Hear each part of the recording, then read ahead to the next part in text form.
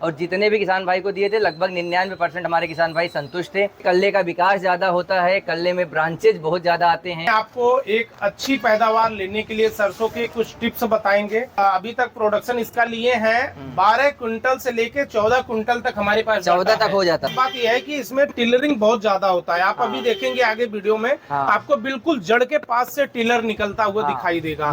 मात्रा 40% के ऊपर ही इसमें तेल मिलता है। बिल्कुल बिल्कुल। नमस्कार, स्वागत करता हूं आपका ऋषभ बीज भंडार यूट्यूब चैनल और फेसबुक पेज में। साथियों, इस समय अक्टूबर का महीना लग गया है और हमारे किसान साथी की सरसों की बुआई का सीजन आ गया है। हमारे बहुत से किसान साथी हैं जो सरसों की बिजाई इस समय स्टार्ट कर दी है और आगे पूरा महीना लगभग नवंबर पहला हफ्ता या 15 नवंबर तक सरसों की बिजाई की जाएगी।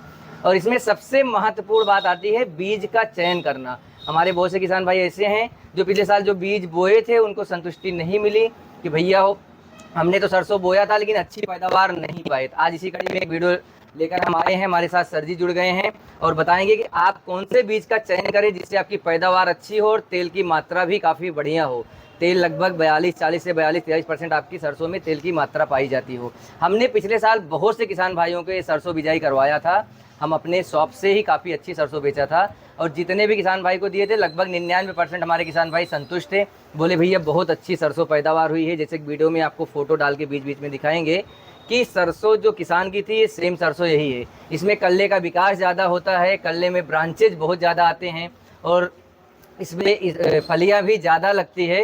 ये सारी जानकारी आज सर जी देंगे कि कब से कब तक इसकी बुआई करें, एकड़ में बीज कितना लें और बोते समय आप कौन सी खाद डालें, इसकी सावधानियां सबसे महत्वपूर्ण होती है। बोते समय कौन सी खाद डालें हम आपको लास्ट में बताएंगे और पहली सिंचाई पे कौन सी खाद डालें हम उसको भी इसी में बताएंगे। क्योंकि बीज बोना ही महत्वपूर्ण नहीं होता है, उसके साथ खाद और पानी की व्यवस्था भी अच्छी होनी चाहिए, तभी आपकी पैदावार अच्छी होगी, नहीं तो बीज से ही पैदावार नहीं होती है। तो हमारे पास आज है हाइब्रिड एक सरसों है जो बहुत ही पॉपुलर वैरायटी है, हमारे किसान भाइयों की पहली पसंद बनी हुई है पिछले कई सालों से। तो सर जी, हमारे चैनल पे आपका बहुत बहुत स्वागत है। पहले हमारे सभी किसान भाइयों को अपना परिचय देना। जी नमस्कार जी। मेरा नाम अनूप मिश्रा है और मैं एक्शन एग्री साइंस कंपनी का प्रतिनिधि हूँ। प्रयागराज में मैं बैठता हूँ और मैं आप सभी किसान भाइयों से मेरा अनुरोध है कि अभी सरसों का बुआई करने का समय आ गया है। बिल्कुल सर। तो मैं आपको एक अच्छी पैदावार लेने के लिए सरसों के कुछ टिप्स बताएंगे और कैसे आप बोएं, क्या करें जिससे आपको अच्छी से अच्छी पैदावार मिल सके। तो हम आप सबको बताना सर, पिछले साल आपकी एक वैरायटी आती है जिसको हमने भी लगभग 3-4 सालों से बेच रहा हूँ। ये आती है AHBJ 7044 है। किसान भाई आप पैकेट देख लीजिए, अगर इस सरसों को खरीदना तो देख लेना, एशियन लिखा रहेगा। AHBJ 7044 बहुत अच्छी सरसों होती है। ये वैरायटी अगर हमारे किसान भाई बोना चाहें तो एकड़ में बीज सबसे पहले कितना लगेगा उनको? बीज इसका अगर हम बात करें तो 1.25 किलो बीज मतलब 1 kg 250 ग्राम बीज 1 एकड़ में लगता है। पर्याप्त होता है साथियों। एक मतलब 1.25 किलो बीज 1 एकड़ खेत के लिए पर्याप्त होता है। बुआई करने का जो समय है वो स्टार्ट हो गया है विदिन 1 अक्टूबर से लेके आप पूरा इसका दिसंबर तक बुआई कर सकते हैं। पूरा दिसंबर तक इसकी बुआई कर सकते हैं। बिल्कुल। ये अपना जो 7044 सरसों है ये अगेती और पछेती दोनों सीजन के लिए अपना बहुत ही अच्छी सरसों है और अभी मैं इसके विषय में आगे बताऊंगा कि इसकी क्या क्वालिटी है।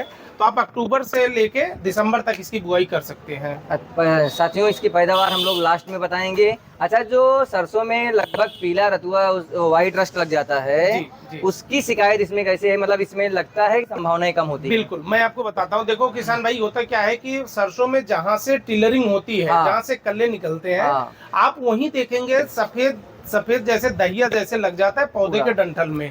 उस रोग के प्रति अपना जो 7044 सरसों है ये सहनशील है। हमारे इस सरसों में 7044 में आपको कहीं भी वो रोग नहीं मिलेगा। बहुत ठीक है, इस रोग के प्रति सहनशील है हमारा। अन्य किसी भी प्रोडक्ट के बगल में आप देखेंगे इसमें तो आपको ये रोग नहीं लगे दिखाई देगा। साथियों, इसमें ब्रांचेज भी बहुत अत्यधिक आते हैं, जैसे आप वीडियो में भी देख सकते हैं। पिछले साल हमने बहुत से किसान साथियों को इस सरसों की बिजाई कराया था। ब्रांचेज से और पैदावार से सभी किसान भाई संतुष्ट थे, काफ़ी अच्छे ढंग से प्रभावित थे। हम बहुत से किसान का वीडियो भी हम आपको शॉर्ट वीडियो बना के डालेंगे कि किसान जो दोबारा लेके जा रहे हैं, आपको समय समय वीडियो मिलता रहेगा कि वो पिछले साल सरसों को बुआई किए थे, कितनी पैदावार मिली थी। एकड़ में कितना पैदावार मिलता होगा इसमें? देखिए, एकड़ में जो हमारे किसान भाई अभी तक प्रोडक्शन इसका लिए हैं 12 क्विंटल से लेके 14 क्विंटल तक हमारे पास 14 तक हो जाता है। 14 क्विंटल तक किसान भाई हमारे काटे हैं और ये रिकॉर्ड ऑन रिकॉर्ड है अपने पास। साथियों हमारे पास भी जो किसान हैं लगभग 11-12 कुंटल तक एकड़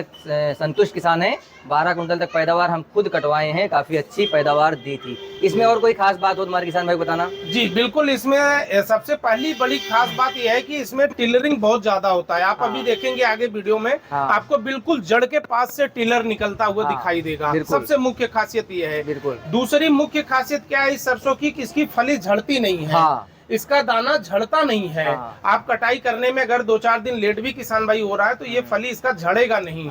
ठीक है। तीसरी मुख्य खास क्या है कि जो इसके जो रोग मैंने बताया उस रोग के प्रति ये सहनशील है।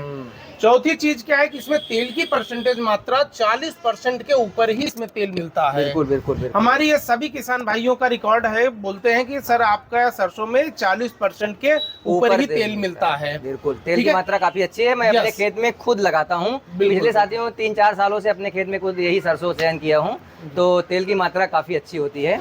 और एक मुख्य खासियत क्या है कि ये पाले के प्रति सहनशील होता है। पाले के प्रति भी सहनशील होता है। जी बिल्कुल। आप देखेंगे जब सरसों में ये फूल बनता है, जब जहाँ तक डंठल जाता है पूरे ऊपर तक आपको हमारे इस सरसों 7044 में ऊपर तक फली बनेगी। बिल्कुल सर, मैं बताऊंगा, मैंने खुद रिसर्च किया हूँ, बहुत सारे खेतों में किसानों का देखा हूँ जहाँ पे प्रति मतलब सल्ले में प्रति डंठल में लगभग 70, 75, 80 फलियां बनी हैं। एग्जैक्टली। मैंने गिना एक डंठल में अगर हम एक टहनी में गिनेंगे सरसों की एक टहनी में तो 70 से लेके 80 फली तक एक डंठल में मिलता है। बिल्कुल। तो औसतन आपको बताएं किसान भाई कि ये जो हमारा 7044 सरसों है इसमें आपको फली नजदीक लगती है और फलियों की संख्या ज्यादा होता है। और हम देखे हैं लगभग प्रति छीमी में दाने भी देखा जाए तो 16 से 18, 19 दाने भी मिलते हैं। मैं 21 दाने तक इसमें गिना हूँ। जो 7044 अपना सरसों है इसमें 21 दाने तक मिला है। 16 दाने से 21 दाने तक 21 दाने तक मिला है। बिल्कुल। साथियों सरसों के दाने भी मोटे होते हैं, हल्के नहीं होते हैं। जैसे बहुत सारी वैरायटी हाइब्रिड में आती है